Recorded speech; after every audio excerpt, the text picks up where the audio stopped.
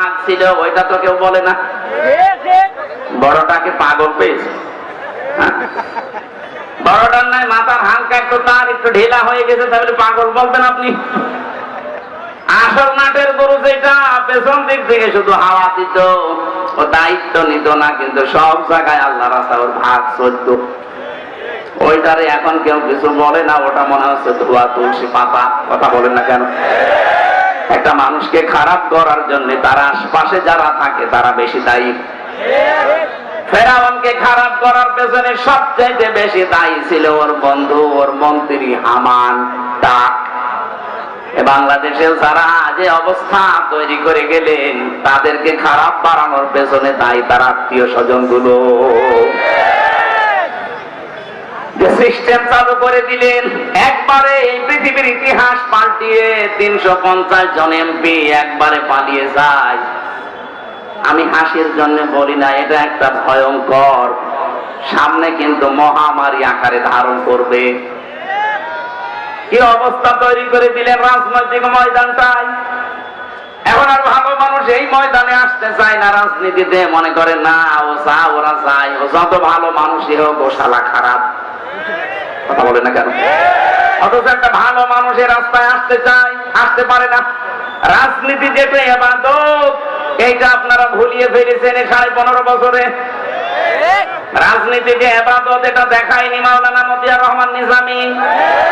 ওই 4 আনা পয়সা তো কেউ আজ পর্যন্ত ওনার দুর্নীতি দেখাতে পারেনি।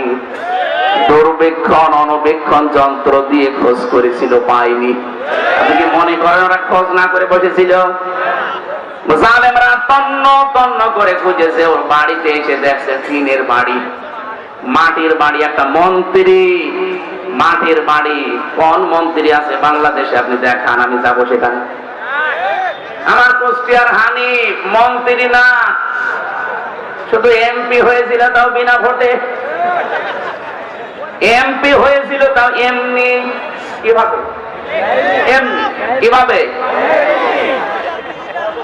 হাদিসে আর কোরআনের তাফসিরে পড়েছিলাম, ওই 1500 বছর আগে নবীজিকে ওরা পাগল বলতো 3টা কারণে।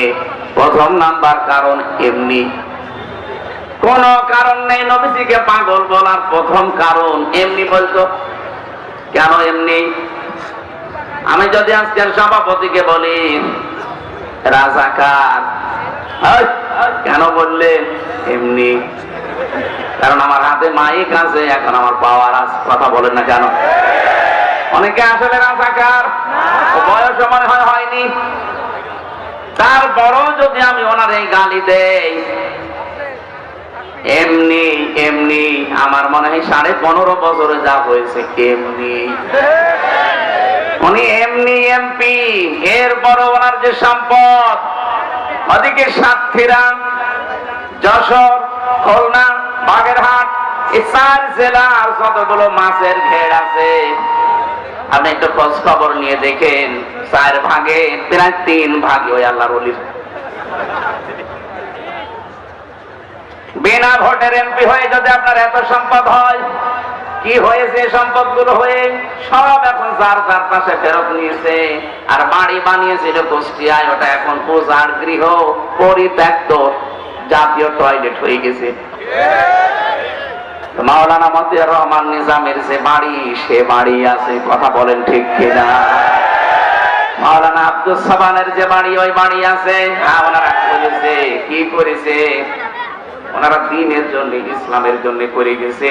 জান পাবনা দারুল আমান ট্রাস্টে যতদিন পর্যন্ত কবরে থাকবে লোকটা, এখানে যতদিন কোরআন তেলাওয়াত হবে সওয়াবগুলো আল্লাহ পৌঁছাতে থাকবে। কি করলেন আপনি, আর সে কি করেছে? বিবেকের আয়না দিয়ে একটু নিজেকে দেখেন, কোথায় আছেন আপনি? পাবনাবাসী, আমি যেটা বলতে চাচ্ছিলাম এটা দিয়ে, আজ মানুষজন যারা ক্ষমতা পেয়ে দুর্বীক্ষণ যন্ত্র দিয়েও পর্যন্ত তাদের কোনো দুর্নীতি খুঁজে পাননি। আপনি ওলি আল্লাহ দেখতে সেই চট্টগ্রাম চলে যান, বাইজিদ বোস্তামির ওলি। কিসের বাইজিদ বোস্তামির কবর দেখতে যান? ইতিহাস প্রমাণ করছে বাইজিদ বোস্তামির কবর বাংলাদেশে নেই। ওটা ভুয়া বানিয়ে ব্যবসা করে খাচ্ছে। সিলেটে চলে যাচ্ছেন শাহজালালের কবরে জিন্দা ওলি দেখার জন্য। জিন্দা ওলি তো পাবনা এইগুলো আপনি আন্দাজে যাই ধারণা করেন না কেন, ওই জায়গায় যদি সেদিন জীবনও টিকে থাকতে পারতেন না। একজন মন্ত্রীর বাড়ি, মাটির বাড়ি পৃথিবীর ইতিহাস তৈরি করে দিয়েছে। কত বড় দুর্নীতিগ্রস্ত হয়েছিলেন এই 15.5 বছরে, বলেন যে একটা জাতীয় মসজিদের ইমাম পর্যন্ত পালিয়ে গেছে। জোর করে ইমামতি করার জন্য আবার কিছুদিন পরে এসেছিল, জনগণ জুতা দিয়ে পিটিয়েছে। পরের দিন দেখলাম স্ট্যাটাস দিয়েছে, জনগণ জুতা মেরেছে কিন্তু আমার গায়ে লাগেনি।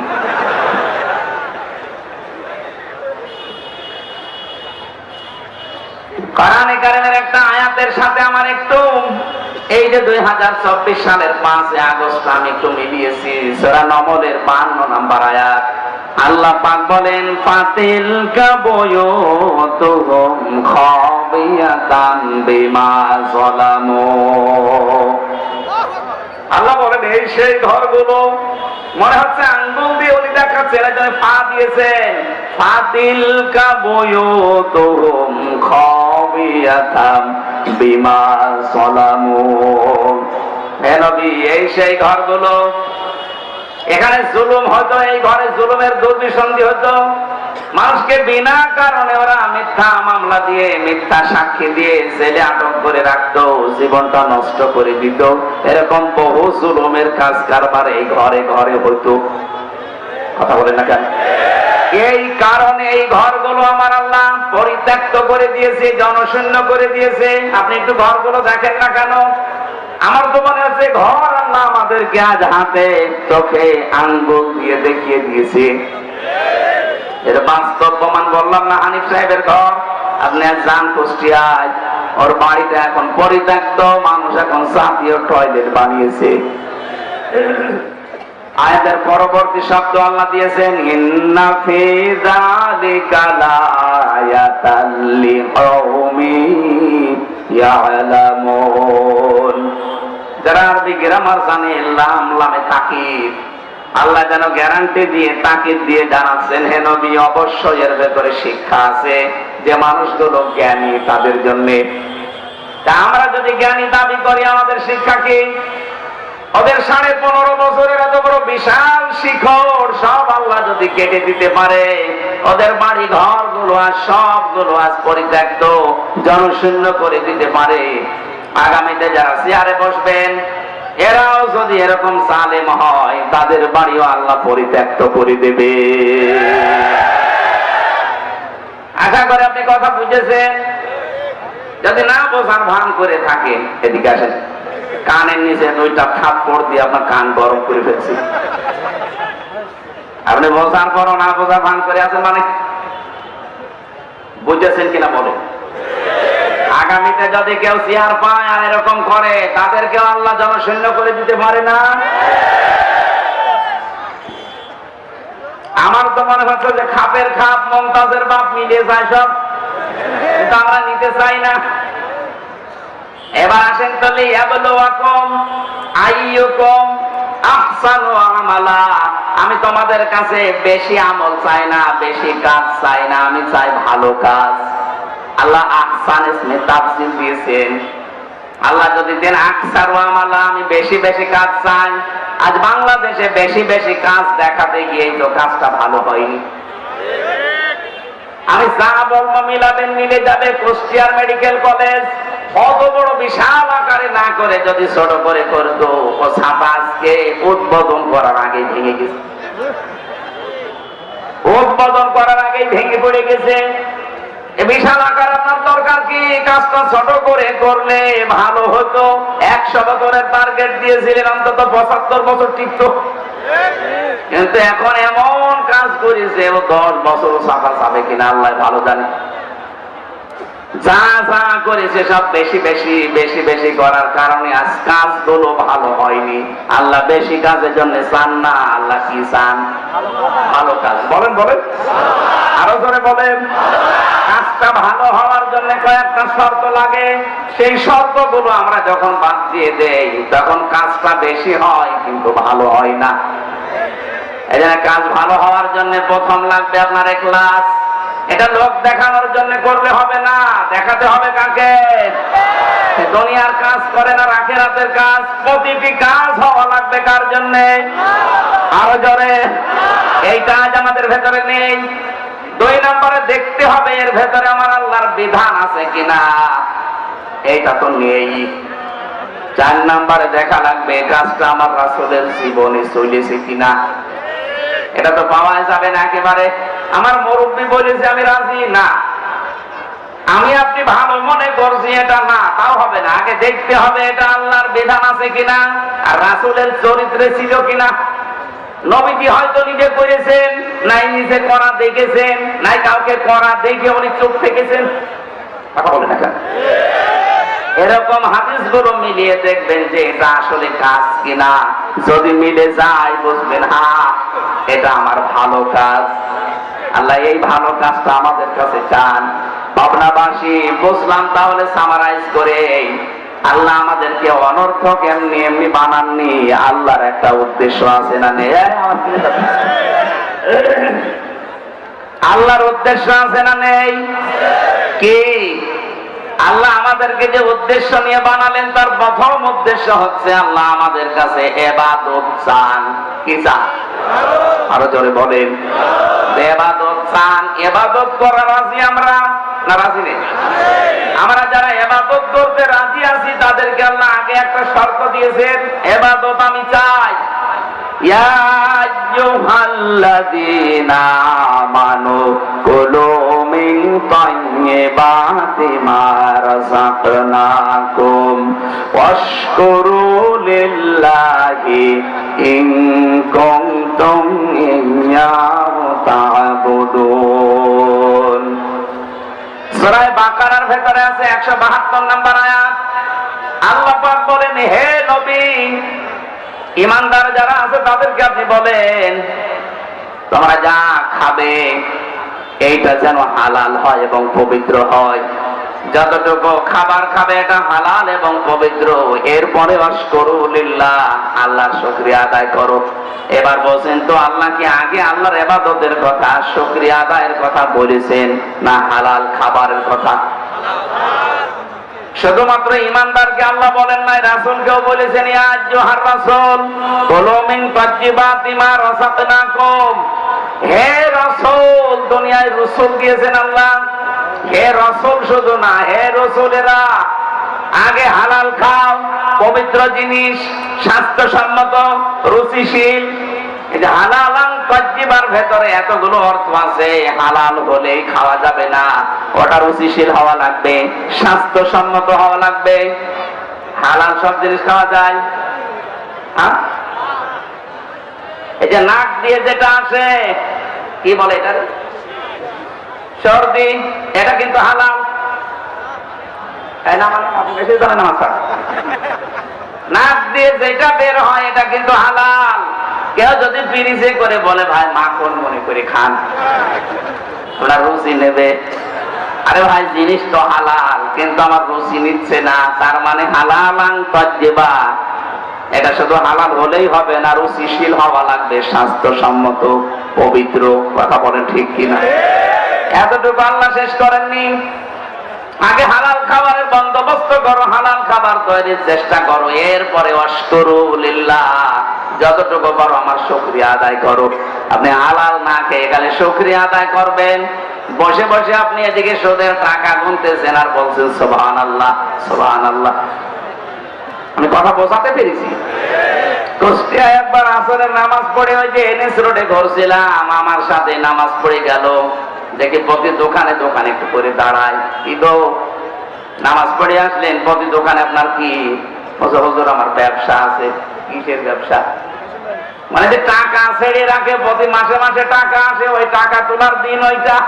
উনি নামাজ পড়ে আসলো, সুদের টাকা তুলতেছে। বলেন সুবহানাল্লাহ, আউযুবিল্লাহ করে বলেন নাউযুবিল্লাহ।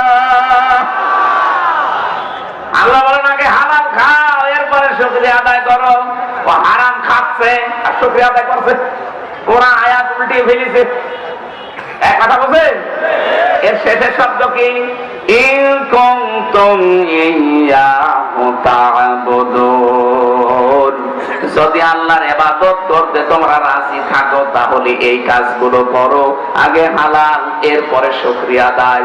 মুসলমান ভাইরা, আমরা কি আল্লাহর ইবাদত করতে রাজি আছি না নেই? আরো জোরে বলেন। ইবাদত করার পূর্ব শর্ত কি? না না, আপনারা শুনছেন না, আরো অ্যাক্টিভ হয়ে শোনেন। কোরআনে কারীম যেখানে আমাদেরকে ইবাদতের কথা জানিয়েছে তার আগে একটা শর্ত দিয়েছে। আজকে দিনের বেলা যেখানে প্রোগ্রাম ছিল শাহজাদপুর না উল্লাপাড়ার ওখানে যিনি সাবেক এমপি ছিল, একটা বই আমাকে ধরিয়ে দিল। জেনারেল শিক্ষিত মানুষ লিখেছে ঈমান আনার পূর্বে শর্তটা কি। বইটা পড়ার পরে আমি ওইটা দিয়ে আজকে সাবজেক্ট বানিয়েছি। আল্লাহ রাব্বুল আলামিন বলেন, ফামাইয়াকফুর বিত-তাগুতি ওয়া ইউমিন বিল্লাহ ফাকাদ ইসতামসাকা বিল-উরওয়াতিল ওয়াসফা। তোমাদের ভেতরে কেউ যদি ঈমান আনতে চায় তার প্রথম শর্ত হচ্ছে সে যেন তাগুতকে ছেড়ে দেয়। অপাবনাবাসী, আল্লাহর কসম, এই যে কোরআন আমার সামনে, আমি আপনাদের বাঁচাতে চাই। এখন যদি মনে করেন অমুক দলের লোক, এই জন্য না, এখানে আমার কোনো দলীয় পরিচয় নেই, আমি সবার জন্য। আল্লাহর কসম, আমি সবার জন্য। সূরা বাকারা 256 নম্বর আয়াতের মাঝের অংশে আছে, কেউ যদি দুনিয়ায় ঈমান আনতে চায় আল্লাহর প্রতি, তার প্রথম শর্ত তাকে তাগুত ছাড়া লাগবে। এখন তাগুত না ছেড়ে ঈমান আনলে ঈমানের দাবি মিথ্যা। কথা বলেন না কেন? এখন তাগুত না ছেড়ে ঈমান আনলে আমার মতো আমির হামজার ঈমানও ব্যর্থ, মিথ্যা, বাটপারি, চিটারি, তাছাড়া কিছু না। তাহলে ঈমান আনতে হলে আগে ছেড়ে দেওয়া লাগবে কি? আরো জোরে তাগুত বলেন, বলেন। তাগুত কি? মা মানা তাগুত লুগাতান শারহান, তাগুত কি খাওয়া লাগে কি? এক কথায় বলছি, তাগুতের অর্থ আছে চারটা। প্রথম অর্থ হচ্ছে তাগুত মানে শয়তান। কেউ যদি ঈমান আনতে চায় তাকে শয়তান ছেড়ে দেওয়া লাগবে। প্রশ্ন আসতে পারে, শয়তান আমি পাবো কোথায়? শয়তান খুঁজে পাচ্ছেন না? বলবো শয়তান কোথায় আছে, বলবো। ইন্নাল মুবাদদিরিনা কানু ইখওয়ানাশ শায়াতিন ওয়া কানাশ শাইতানু লিরাব্বিহি কাফুরা। সূরা বনী ইসরাঈল আল্লাহ জানিয়েছেন, অবশ্যই যারা অপচয় করে তারা শয়তানের ভাই। পৃথিবীতে কোন কাজ করলে সে শয়তানের ভাই, আমি এটা কোরআনে পাইনি। এইটাই, যারা অপচয় করে তারা শয়তানের ভাই। কে বলছেন? আরো জোরে। এই বাংলাদেশ স্বাধীন হওয়ার পর থেকে যা অপচয় হয়েছে, এই অপচয় গুলো যদি আমরা রোধ করতে পারতাম, আল্লাহর কসম এই দেশটা দাঁড়িয়ে যেত। 5 টাকা লাগবে, সেখানে 55 টাকা খরচ করে। আপনার মেয়ের বিয়েতে হয়তো 20,000 টাকা হলে মেয়েটা বিয়ে হয়ে যায়, কিন্তু মেয়ের বিয়েতে আজ 20 লক্ষ টাকা খরচ করে এমন মানুষ নেই। এত খাবার অপচয় করেন, অথচ খাবার গুলো কত মানুষ আছে অনাহারে, তাদেরকে যদি দিয়ে আসেন তারা 2 বেলা খেয়ে বাঁচতে পারে। এই যে অপচয় গুলো যারাই করেন সেভাবেই করেন, অপচয় করলে কিন্তু তার একটা প্রতিফল আছে। এখানে হাজারো যুবক মানুষ, একটু খেয়াল করুন, হাজারো যুবক মানুষ আকাশ সংস্কৃতির মাধ্যমে, বিশেষ করে পিনাক করা পত্রিকাগুলো ভারত থেকে আসে আমাদের দেশে, এগুলো দেখে দেখে নিজের যৌবনের আসল সম্পদগুলো অপচয় করে। উড়ন্ত নাচ দেখে হোক, সিনেমা দেখে হোক, নভেল, নাটক, থিয়েটার হোক, এমন এমন উলঙ্গ জিনিস দেখে দেখে দেখে নিজেকে আর কন্ট্রোল করতে পারে না, শেষ পর্যন্ত নিজের আসল যৌবন নষ্ট করে ফেলে। আপনি টের পান এর দ্বারা কি হবে? পরবর্তীতে যখন সংসারে যাবেন, বউ আল্লাহ রাস্তায় চলে যাবে। এখানে কাজে যারা আছেন এই মুহূর্ত থেকে তওবা করেন, জীবনে আর কোনোদিন হস্তমৈথুন করব না। কারা কারা রাজি আছেন হাত তোলেন তো। এদিকে আসো, কানের নিচে এক চড় দেওয়া যাবে, জিনিসপত্র আছে আর সব শেষ করে ফেলি। আবার হাত কমছে 2 হাত।